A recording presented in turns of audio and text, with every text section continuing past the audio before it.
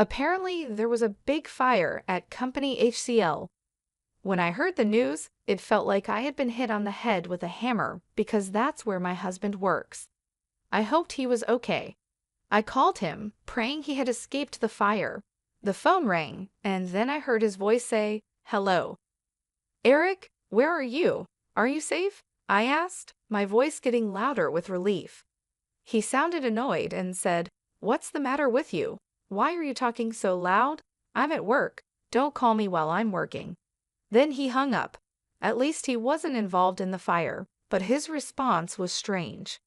"My name is Lisa, and I'm 35 years old. I'm a nurse and work has always been the main part of my life. I got married 6 years ago when I was 29. I felt lucky to get married just before turning 30. I met my husband Eric through a mutual friend. We hit it off right away and have enjoyed our married life in company housing. We've been married for 6 years, but we don't have any children yet. I believe we can build a happy family together." Eric is sometimes self-centered, but he's generally a kind and good person. He shows his love to me, and I feel safe with him. However, lately he's been very busy with work, even working on his days off. He seems tired and doesn't pay much attention to me at home.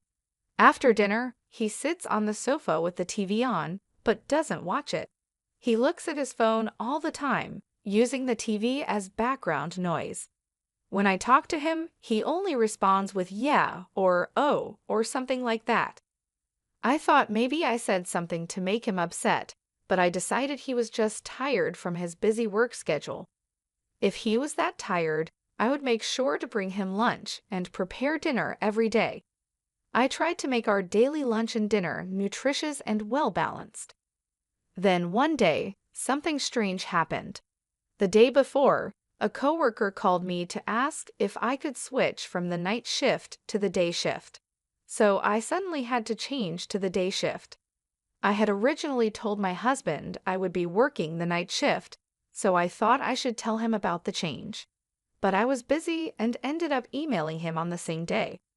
I emailed him, saying that I had switched to the day shift and would make dinner and wait for him. But he didn't reply. I thought he was busy at work, so I focused on my own work too. But even after I finished work, he still hadn't responded. He used to reply quickly, even using emojis sometimes. But this time, he only read my message and didn't reply. Is he working so hard, or is this just what happens after 6 years of marriage? Feeling a little sad, I went to the supermarket on my way home from work to buy some ingredients because I decided to cook a nutritious dinner for him again. It was very cold that day, so I decided to make a one-pot dish. I cut up the ingredients and waited for him to come home so I could start cooking right away. But no matter how long I waited, he never came home. He usually arrives home at 8 p.m., but when he finally came home, it was already 10 p.m. "Welcome back. You're home late. Did you have to work overtime?" "Oh yeah, but did you have to work the day shift suddenly?" Yeah. A coworker had an emergency. I was a little late in telling you." "I see. Well, I guess you couldn't help it, but it's a little annoying that you told me on the same day. I might have had plans for a drink or something." "Oh, you're right. I'm sorry." I said that and turned on the stove for the pot. "Oh, you haven't eaten yet?" "No, I thought I'd wait for you." "Well, thanks, but next time you don't have to wait for me." I felt a little sad hearing my husband say that. I waited for the hot pot to boil. It started to simmer, so I served my husband's portion, then mine. I was starving after waiting for him all this time. I was enjoying the hot pot, thinking it was delicious. Then I noticed my husband wasn't eating much. "What's wrong? You don't seem to be eating much," I said. He looked a bit confused and replied, "Oh yes. Actually, I was working late, and a junior colleague bought me a rice bowl, so I'm not really hungry." Okay. You should have told me that before I started making the hot pot," I said, feeling a bit upset. He seemed to notice my mood and said, "Okay, put my portion in the fridge. I'll eat it tomorrow morning," trying to cheer me up. Then he lay down on the couch. A few minutes later, he got up and suddenly said, "I'm going for a walk." "That's unusual," I said. "I haven't been getting enough exercise lately, and I've been working late, so I need a change of pace," he answered as he began to get ready to go out. I felt a little empty sitting alone at the table eating the hot pot, so I put my portion in the fridge too. I felt like I had eaten too much, and my husband and I haven't spent much time together lately, so I decided to go for a walk with him. But he refused and said it's not good to move just after eating. He also said he wanted to go for a long walk alone. He ended up going out for a walk by himself. I thought his behavior was suspicious, so I secretly followed him. My fear turned out to be true. Despite my voice, my husband was walking with great enthusiasm. He stopped in front of the park, a bit far from our house. He looked around and seemed to be communicating with someone on his phone. I wondered who he was talking to. A few minutes later, a car pulled in. My husband approached the car and started talking lightly with the person in the driver's seat. It was dark and hard to see, so I couldn't make out much more. I got closer to the car and saw the person in the driver's seat. She had long curly hair and glossy lipstick. It was a woman, laughing happily as my husband got into the passenger seat. He was totally having an affair, right? By the time I thought that, the car had already driven away.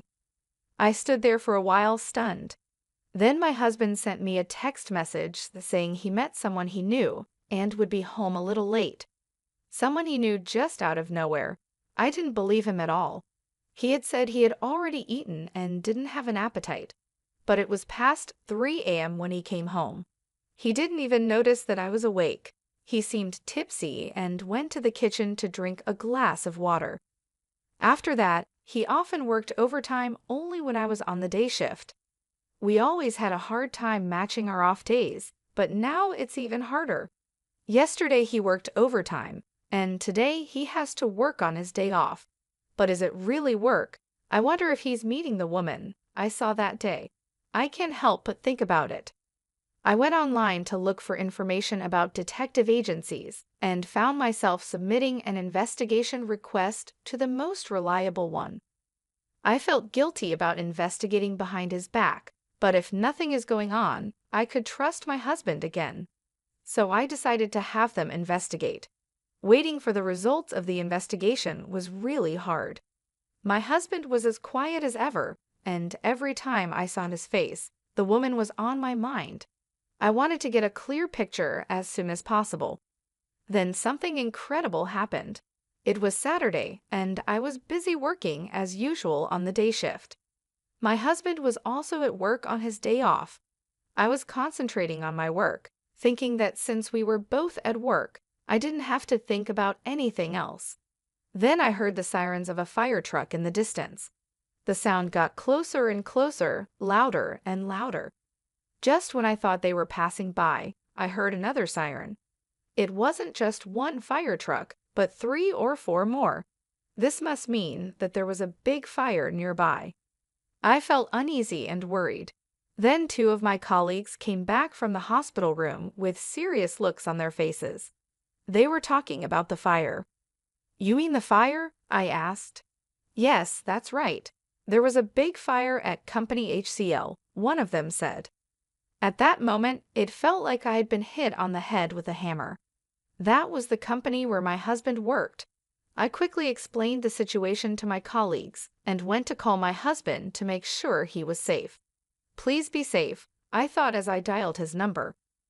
Even though we hadn't been talking much lately, I always saw him off when he left for work in the morning. I prayed and hoped he had escaped from the fire. The phone rang, and then I heard his voice say, "Hello. Eric, are you safe?" I asked, my voice getting louder with relief. He sounded annoyed and said, "What's the matter with you? You're talking so loud. I'm at work. Don't call me while I'm working." Then he hung up. At least he wasn't involved in the fire, but his answer was strange. There was a fire with several fire trucks on the scene. How could he be working like that? Did he not go to work?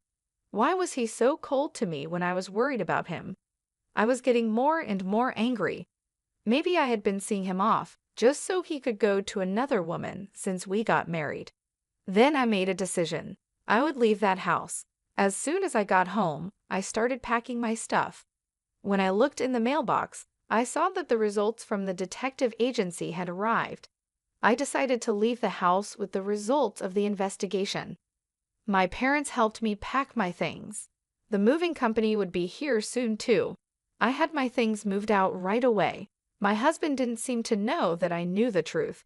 I didn't hear from him at night. I guessed he was staying with his lover the whole time. I packed a lot of my furniture and appliances for my single days. The room was almost empty and looked deserted. Staring at the room, I realized I had no lingering affection for this life. For now, I moved my belongings to my parents' house and looked for a new place to live alone. My husband finally called me the next day. "Hey, what's going on? Most of your stuff is gone." Of course, I moved out of that house. What? What were you thinking? When are you coming back? What about my food? What about the house chores? I was in shock. After all this, that's all you think about when it comes to me? While talking to him, I remembered the fire at his company. This guy was with his affair partner instead of going to work. Anger welled up in me. Why don't you get another woman to do that? Huh? What are you talking about? You were with a woman named Michelle today, weren't you? Huh? What are you talking about? I was working at the office. Oh, at the office? How long did you work today? It was a busy day. Even though I was working on my day off, it took me until late in the evening. I see. That's why I was so surprised that you moved out. Why don't you stop lying already? Huh. You lied about going to work, right? I wasn't lying. I was working. What's going on? How can you work until the evening when there was a fire in the office during the day? Huh. When I called you during the day, several fire trucks were dispatched to your company. They were there to put out a fire that broke out at your office. That's why I called you. I wanted to know if you were okay. You told me not to call you at work, and you talked like there was no fire. Well, he started to say. And I have evidence of the affair from a detective agency. There's no way for you to get away with this. You have to go through my lawyer from now on. I'll make sure I get the alimony. Oh no, he said, repeatedly begging for my forgiveness and apologizing to me. But I no longer had any affection for him. I'm sorry, but there's no way to fix this. I'm hanging up now. Wait, he pleaded. I went to my lawyer and demanded a divorce and alimony from him. The divorce was finalized, and he couldn't get away with it because of all the evidence. My husband and his affair partner had to pay me a reasonable amount of alimony. It turned out that my husband's partner was a junior colleague at the same workplace. The news of their affair spread through the company quickly. Having an affair when the company was dealing with a fire caused a lot of negativity among their colleagues. My husband and his affair partner are now getting cold stares from everyone around them, and they feel very ashamed of themselves. They really deserve it. Meanwhile, I moved into my new place and started to rebuild my life. My parents were incredibly supportive during this tough time. They helped me pack up my things and settle into my new home. It wasn't easy, but I felt a sense of relief being away from the toxic environment I had been living in. I focused on my job and took on more shifts at the hospital. My colleagues noticed that I was quieter than usual, but they respected my need for space. Slowly, I started to feel more like myself again. I even picked up a new hobby, gardening. It was therapeutic to nurture something and watch it grow.